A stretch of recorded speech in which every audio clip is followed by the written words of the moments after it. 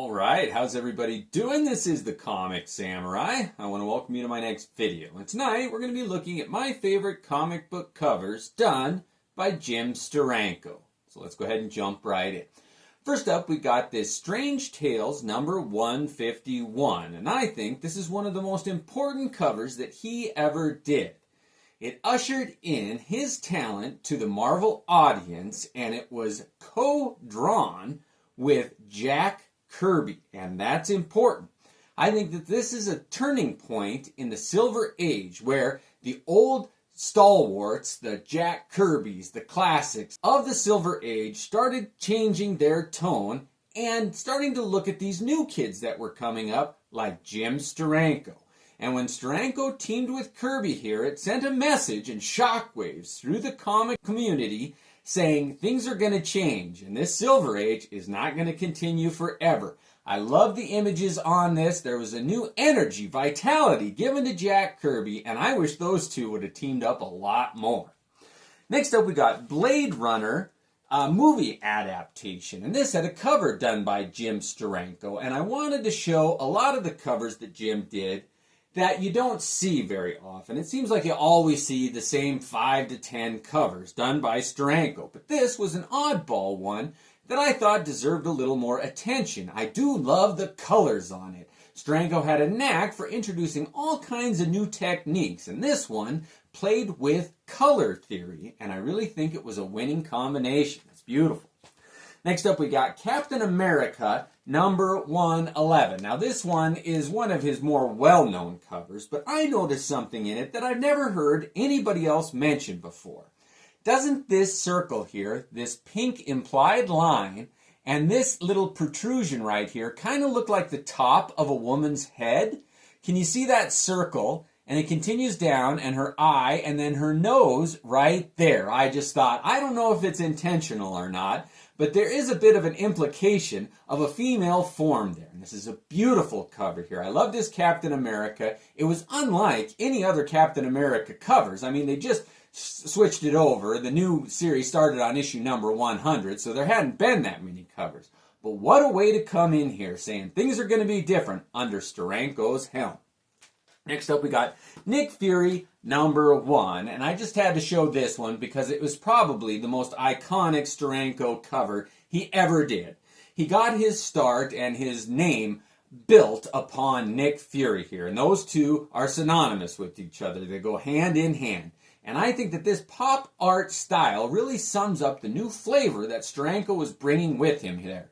I love how he uses the techniques of the repeating patterns there and these blocks. I love the images of those blocks, and each one of those blocks kind of tells a story there too. An eye patch on a skull, the American flag symbolism, this pop art here, I love it. This is a beautiful, genius cover that really put Steranko in the record books. Next up, we got Nick Fury number 2, and I think that this one is even more underrated. Well, I just think it's a better cover than the first one. I love this one. It's my favorite giant cover, and this image of that cyborg robot, whatever it is there, standing tall, hovering over with the colors, that red sky in the background there, I love it. Steranko's image of Nick Fury here, and look at how the images overlap in this area there. It's like a puzzle. You kind of have to figure out what's going on, and when you see it, it's a magical image. The one thing that Steranko had as a trope was his blasts there. He draws this image of the flare of the gun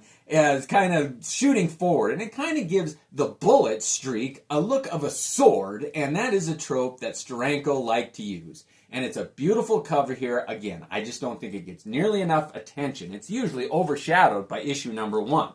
Next up is issue number 3, and this one is shown a lot, and this is one of my favorite Halloween spooky covers there. Look at all the imagery in here. The tower, the full moon, the image in the red sky, the damsel in distress, the hellhound. You've even got a Dracula-type vampire image there, all taking place in a graveyard there. You can't get more symbolism than this cover here. I love the white full moon in the sky there. And why they put Nick Fury's visage, his image, in the sky, I don't know, but it works. A beautiful cover here.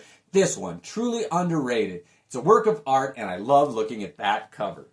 Next up, we got Nick Fury number 5, and this is another one where he used that white background and then a lot of pop imagery with this repeating circular pattern here, the image of Scorpio's head here, Nick Fury, the Scorpio symbol. It's just a beautiful white cover, and nobody used negative space or white space, unused space on the cover like Steranko. He liked to push the envelope of focusing an eye at a certain point. In this one, that bright pink, he liked bringing in new ideas too. Color, imagery, style, pop. Nick Fury, Steranko, can't be beat. I love that cover. Next up, we got Nick Fury number 7. Now this one, he really started feeling his oats here, pushing the envelope with imagery. And he was definitely influenced by Dali on this one with the clock imagery there, the foreground confusion, the edge of a cliff there, the skyline in the background, the newsprint, the collage. He used different textures and different medium on this cover, meaning there was newsprint mixed with illustrations, mixed with photographs. All kinds of different imagery came together to form this compelling, iconic image on this cover here, and it is another one that cemented Steranko's legacy. Next up, we got Strange Tales number 165. And this is another one of those Nick Fury early ones where he was kind of trying to establish his look here. And you've got this one solitary figure of a villain with his hand raised high, beating Nick Fury down. I do like the take on this one, and look at the text, how bold it was. This is another one that used a lot of white also, but it did draw your eye in. Look at the typography that he used, with the title clearly lit right there, and then nothing but action in the rest of the cover there. Nobody could do that quite like Steranko, and he knew it. He was very proud of his work, and he put his name very prominently on all of his works. I love it. Love this image. Steranko, I mean, he really was a pioneer. Next up, we got X-Men number 51, and all of his covers on this run are pretty well known, but I don't think this one gets quite enough attention. I love the dramatic angle there, and another giant figure. He likes big figures hovering over and kind of dominating the main characters there. All the classic X-Men characters there, drawn by Steranko with the silhouette. What gets overlooked on this one is that Eric the Red's shadow casts kind of a cat-like figure there, but look at the eyes there and the horns on his head. This is a beautiful image. I love the lighting, the color. Look at the trade dress there. Everything's lit right. Beautiful cover. Steranko deserves all the credit and accolades that he receives. All right. One that you might not have seen is this Green Hornet put out by Now Comics. And Steranko did a cover here that didn't use many of the black outlines of the shapes. It's just color separations there. And I usually don't like that, but Steranko got away with it here. I love this image of the Green Hornet carrying a damsel in distress, and look at how he draws his pistols, his guns. A lot of detail there. You get to see the barrels on them, the lighting from below. You can really feel like they're metal, heavy guns. I think Steranko must have used real handguns as reference for his work, because nobody could draw handguns, 45s, like Jim Steranko. I love this image, and I just don't think it gets enough attention. It gets shuffled and lost with all his other beautiful images. But my favorite Steranko image, any guesses? Is Strange Tales number 163. I think that this was the pinnacle of his work. It had all that pop imagery with the repeating images mixed with his new look, his new style, tied to the old Jack Kirby stuff in this Strange Tales title, but it had enough flavor that you knew this is a new kid here, and he's taking over the reins, and get ready. Comic books in general are about to change, ushering in the end of the Silver Age. What's next? I don't know, but the energy, the excitement is going to be almost unfathomable. I love how the invisibility of Nick Fury was handled here, where you can see part of his belt and he's see-through.